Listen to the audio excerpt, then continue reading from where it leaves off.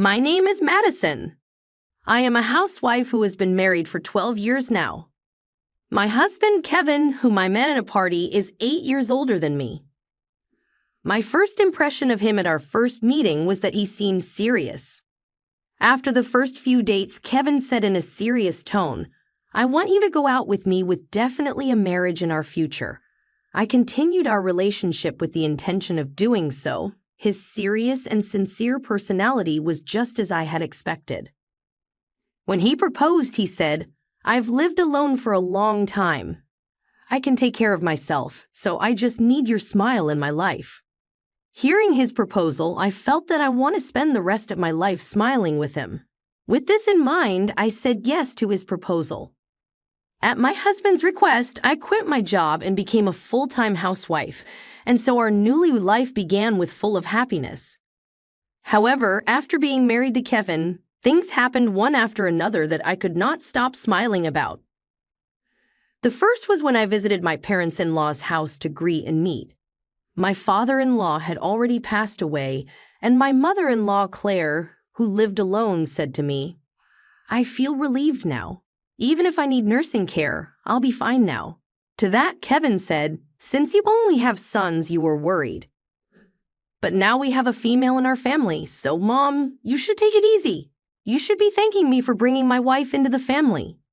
Kevin has a younger brother named Harry, who is still single and living far away as a caregiver. I felt a little disappointed in their conversation, but then I laughed it off, thinking it was how they joke around at Kevin's family. Kevin was a teacher working from early in the morning until late at night and also advising club activities on the weekends, so he was often away from home on weekends. At my husband's request, I quit my job when we got married and became a full-time housewife.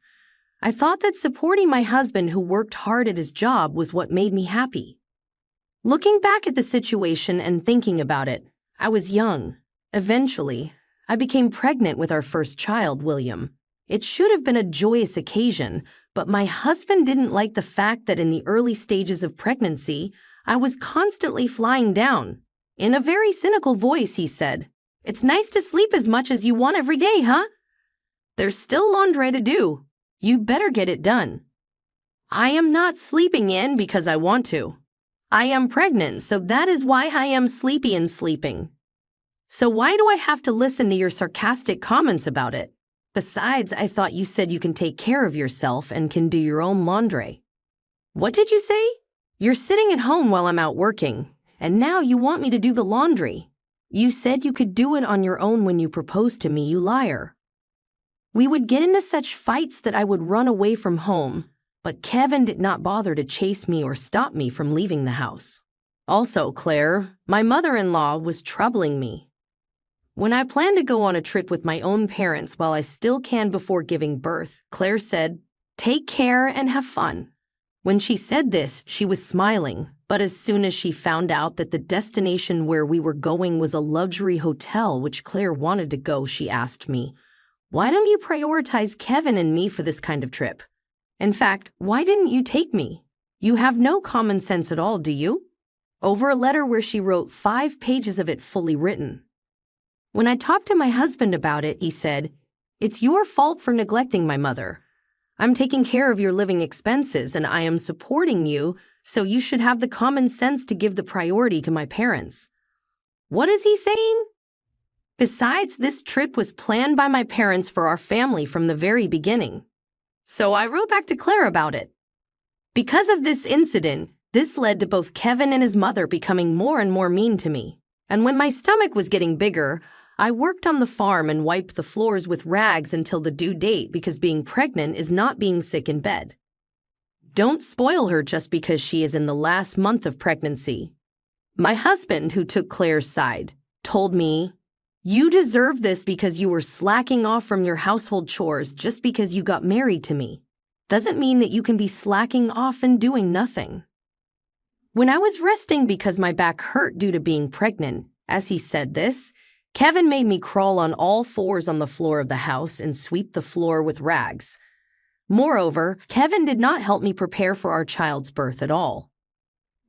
When my husband was relaxing at home on his occasional day off and I asked him if I could go shopping for supplies, he told me, "You have free time, so go on a weekday when you are free.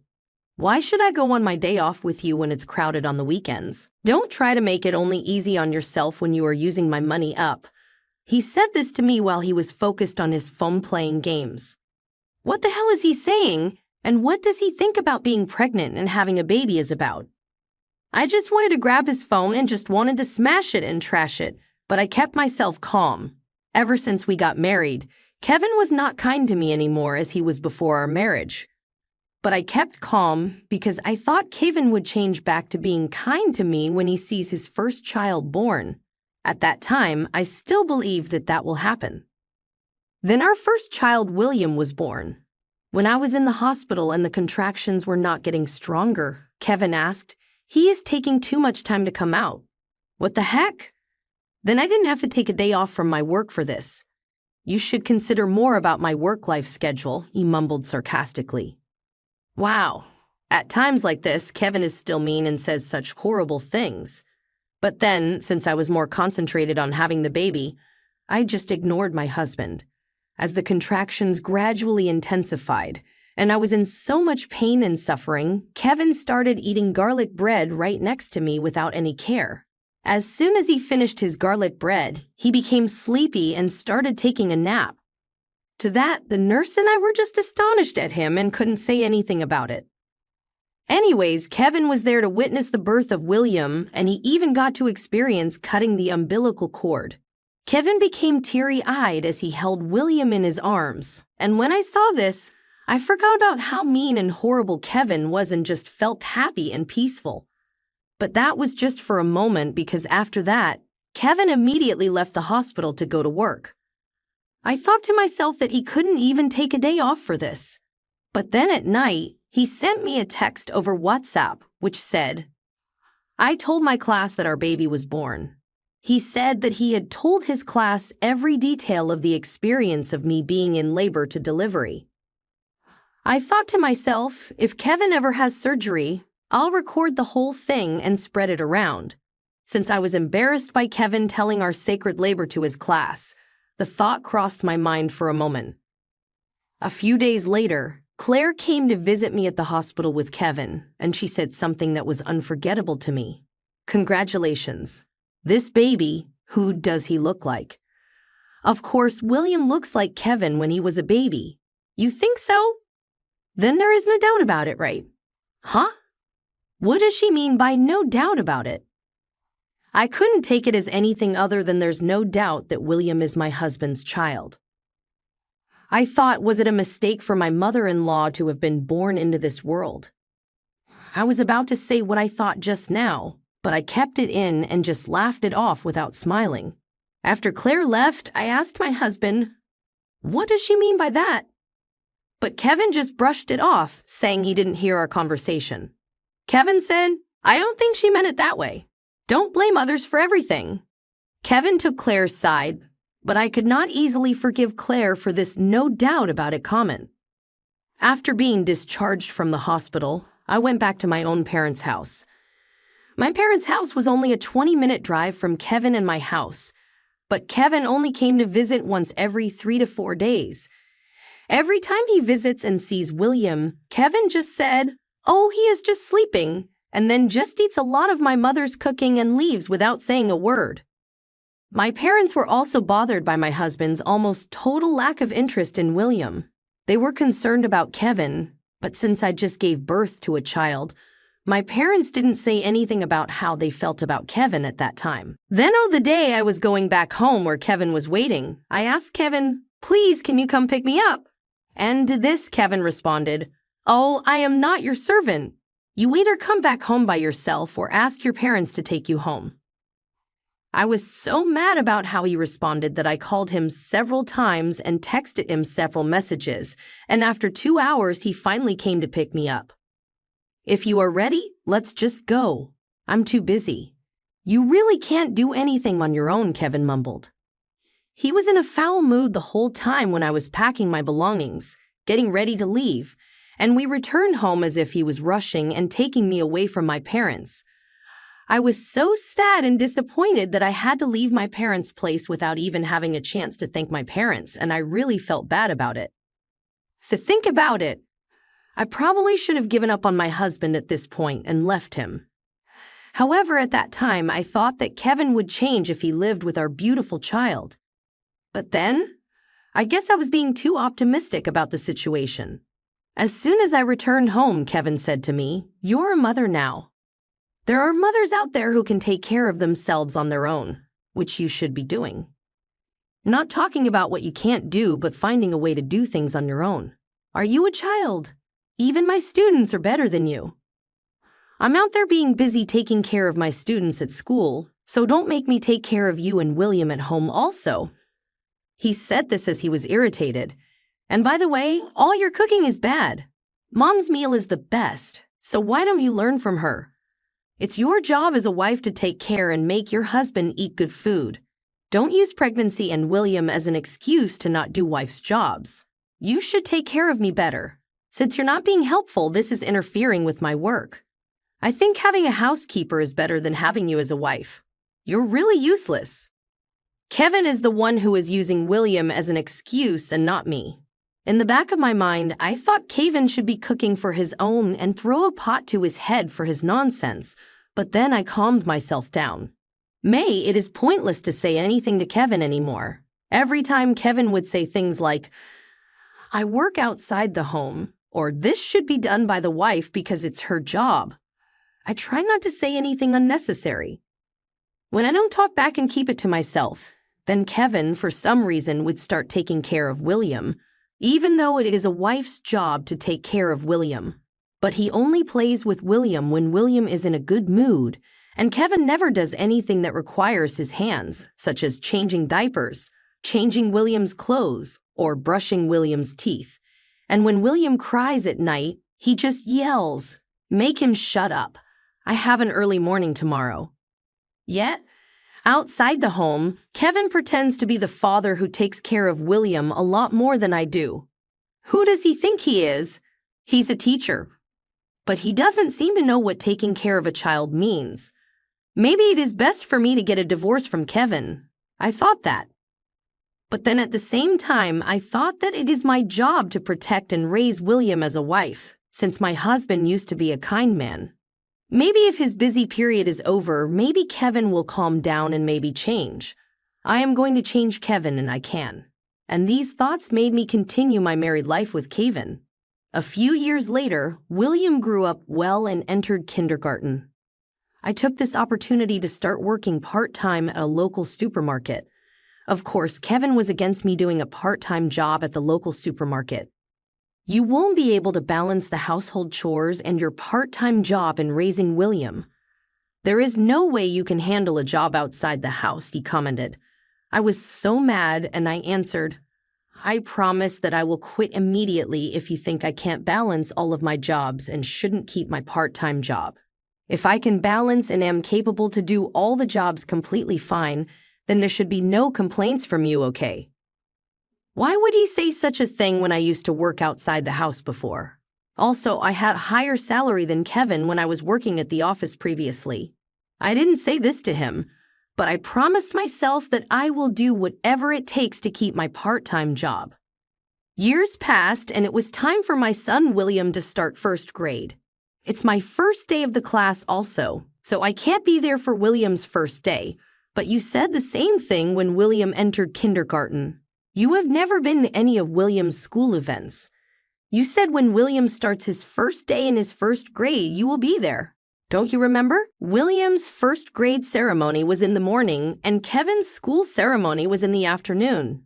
I asked Kevin if there is anything he can do to make it to William's first day, but then he didn't bother trying to do anything about it. So to that, I was at the end of my patience and said, "I've put up with you all this time, but don't you love William? I told you that I am very busy. Kevin, I work too now." After our argument, I asked him to write me a promise letter because he really couldn't attend William's first day as a first grader. The promise letter included, "I will actively participate in school events from now on, and I won't complain if you divorce me if I don't participate." After that argument, Kevin started showing up at William's school events as much as possible, but only in the morning of William's first practice match or only for the first song of William's music concert. Even though Kevin participated only just a little part of the events and not the whole, since before Kevin never came to any of the events, people around me said, "Your husband finally came. Even though he is busy, he made it. What a great husband." When I told Kevin about what other students' parents said about him, Kevin replied, "See, I'm actually a good husband who takes really good care of William. Everyone knows it, and then just got arrogant about it." Kevin was only just good at appealing that he was a good father taking care of William when he wasn't doing anything. He also praised himself for being such a good father to William and smirked about it, which made me annoyed. Whether it was the stress of work or something, I have no idea, but Kevin's alcohol consumption gradually increased. When he returns home, Kevin gets drunk and snores loudly on the living room couch every day. He doesn't take care of William nor ask me how William is doing at school or anything. Kevin has forgotten the promise he made me, and he doesn't attend any of William's school events or even graduation or first days of school. It was not uncommon for Kevin to be so drunk at night that even if I had told him something important, he would not remember it the next morning or would not even remember hearing it in the first place. I began to wonder what is the point of living with Kevin anymore, so I started to say things I shouldn't have said when looking back on it. Why don't you participate a little more in household chores and being a good father to William? You? Who do you think you are, earning and working only a part-time job? You can start giving advice and saying your opinion to me when you start making money as much as I do. Are you kidding me? He growled at me in a manner I had never seen before. I thought that even if he was very tired, I should not have been told like this just because I asked my husband to be a father to William and asked for support for household chores. Kevin is able to make the money he is making right now because of me. I do all the household chores. I clearly felt something snapping inside me. This is it. It's over. I started preparing for divorce without my husband noticing. I had no intention of giving up William to Kevin because I didn't want William to go through such a burden living with Kevin. So I did several part-time jobs, and in my spare time or at night, I would work at home to make more money just to not put William through the hardships with Kevin. To be honest, I became very dizzy and tired, but I had no time to spare to prepare for the divorce. I continued to take care of the house as usual, even though I had several jobs now for Kevin not to notice. But I stopped ironing my husband's shirts. I don't care if he wore a crumpled shirt. At that time, Claire became ill and required nursing care. Kevin and his younger brother were discussing what to do for Claire and her future. As I listened and heard their discussion, Kevin said, "I'm going to have you live at my mom's place and take care of her because she's your mother now too." He said this in a serious voice. What? Why? I have a job too. No way. I don't want to. What do you mean you don't want to? It is your job to do so. In fact, I'm just surprised you haven't said anything about this situation or offered to take care of your mother. Aren't you aware that she's your mother too? Besides, part-time jobs aren't real jobs. Wait a minute. We're not living in an era that just because I'm a wife, I should be staying at home taking care of only household chores and family. You don't want to take care of my mother. You have been living off for my earnings and not taking responsibility for being the wife. Don't call it a wife's responsibility for your own convenience. If you want to talk about responsibilities, then don't force me to take care of your mother without my permission. I had enough of this. You have crossed my line. I took out what I have been preparing for a very long time now. Here are the divorce papers. I'm quitting as your wife, so write your name here. My husband seemed surprised to see the filled-out divorce papers, but he grinned and signed them, saying, "I'll take our son anyway." I submitted the divorce papers immediately and left the house with my son. I then immediately contacted my lawyer. I asked my lawyer to contact my husband with the details I had already prepared in advance. Then I got a response from Kevin. He said he wanted to meet with me and talk about it, but pretty knew that Kevin would say such a thing. I guess my husband thought that I would be the one who would cry and go back to him if we're getting divorced, but that is not the case. I refused all contact and meetings with Kevin and proceeded for a divorce settlement. For this moment for a very long time now, I used all of my savings and cashed my insurance to pay off my mortgage. Because of this, I had almost no savings. I was very lucky that Kevin only worked and left all the household finances to me. In addition to this, thanks to the promise that Kevin wrote and signed himself, if I don't participate in school events, Madison can get a divorce. Kevin couldn't really reject the divorce. Kevin sent me a text message saying, "Screw you. I will forgive all the things you did right now and of being a bad wife in the past. So just come back home with William." But I texted back saying, "You should be the one apologizing, you idiot," and just blocked him. In the end, I got the house in the form of property division and alimony for the moral harassment Kevin had caused, and he had to go back to his mother's house to live with Claire. He was about to force me to take care of Claire, but now Kevin has to do it on his own. Since Kevin wasn't used to doing the household chores or being the caregiver, Kevin had to take leave from his job, and his career, which he was very proud of, was cut short. My ex-brother-in-law, Harry, who apparently planned to force me into taking care of Claire and planned only to come and check on Claire from time to time, is not only penniless but didn't get near Kevin, who is frustrated by the unfamiliar household chores and taking care of Claire, nor returned any of Kevin's calls. I think Harry plans to leave everything to Kevin. Besides, Kevin conveniently became single, and he is the perfect caregiver to Claire. By the way, I have the full custody of William. My ex-husband must have been disappointed about this because he had no doubt that William would choose him over me. Kevin is the one who earned more money than me. Dad hasn't played with me since I was little, and I don't want to be with him. This was what William had said to me. My son told me that he would work when he got out of high school to help me. But actually, even though my part-time job was at a local supermarket, I quit the place after about a year and was able to go back to my old job where I worked before the marriage. And next month, I will be hired again as a full-time employee, and my different job, which I was working at home, was going well. In fact, I now make more money than my ex-husband. Kevin is paying the child support, so now I can let my child go down any paths he decides to without any worries about his future. It was all thanks to you that I was able to work hard and concentrate on my job. I am sorry for what I did, and I hope we can start over. I received this letter from my ex-husband through his lawyer, but it's too late now, isn't it? I temporarily unblocked my ex-husband on WhatsApp and sent a message to him. "Thank you for your letter. Your feelings were very well expressed." Then Kevin responded quickly, "So you're coming back? Thank you. I can't wait." Then to his response, I responded, "This is my final answer.